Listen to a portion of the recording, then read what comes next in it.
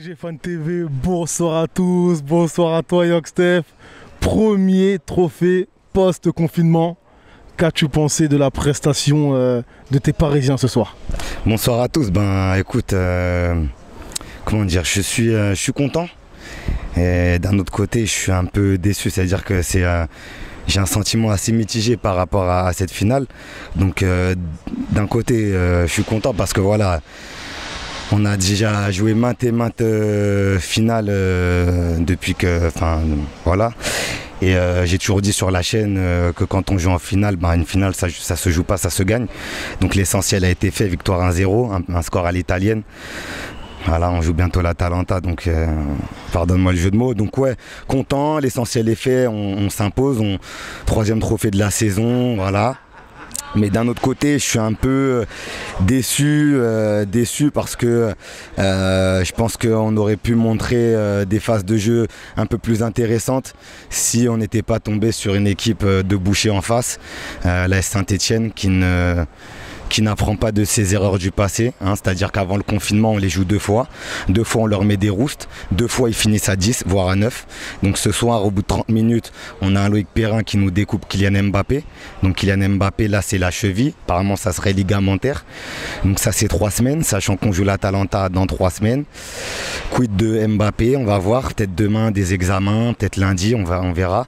Mais en tout cas ouais, je suis mitigé parce que je me dis que sans ce fait de jeu là, Paris qui n'avait pas non plus commencé le match sur les chapeaux de roue, voilà, on menait quand même si on n'était pas, je trouvais qu'on n'était pas si bien que ça dans le match, mais on menait quand même parce qu'on a fait preuve de réalisme. Neymar 14e minute, mais je trouve que sans ce fait de jeu là, on aurait pu ensuite développer des phases de jeu intéressantes, des jeux en triangle, voilà, se mettre un peu en jambe avant l'arrivée de la Ligue des Champions. En plus on a joué plusieurs matchs amicaux là, pour une fois ce soir c'était match officiel, donc je pense qu'il y avait de quoi faire, tu vois, pour en termes de jeu.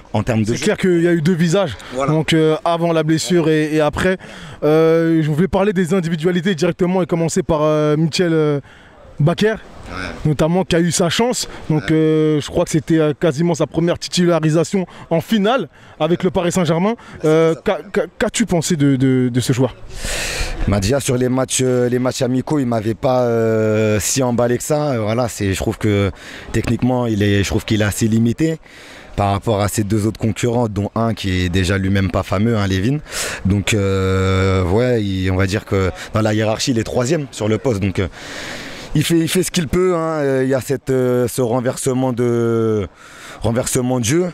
Je crois que c'est vers la 60e où il se loupe complètement, tu vois.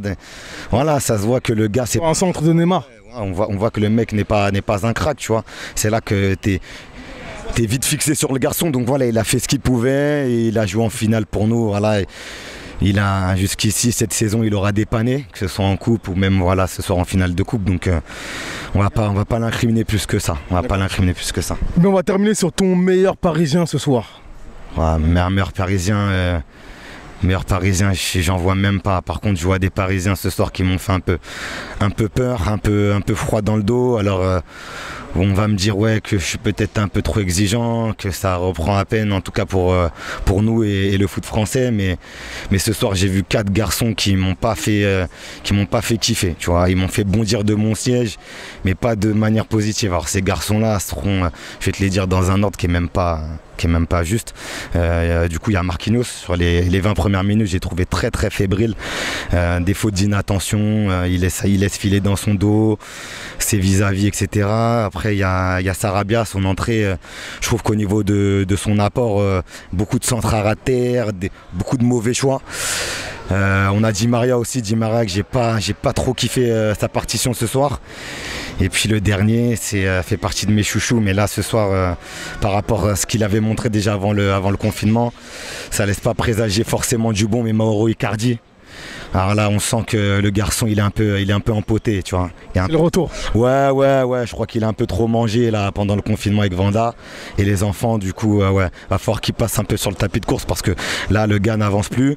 Et au niveau de ses prises de décision, Voilà, il n'y a pas la Wi-Fi, comme on dit. Donc voilà, Mauro Icardi, voilà, c'est une demi-sonnette d'alarme. Voilà, si j'ai envie de te dire, c'est une demi-sonnette d'alarme. On va pas non plus crier au scandale. Ce soir, on s'impose. C'est le plus important, comme je t'ai dit. L'essentiel est fait. Et voilà. Au final, ça se gagne quand on ne se joue pas. Ça se gagne, comme tu as dit. Et la semaine prochaine, rebelote contre l'Olympique Lyonnais, finale de Coupe de la Ligue. Donc voilà. Merci à toi. Allez.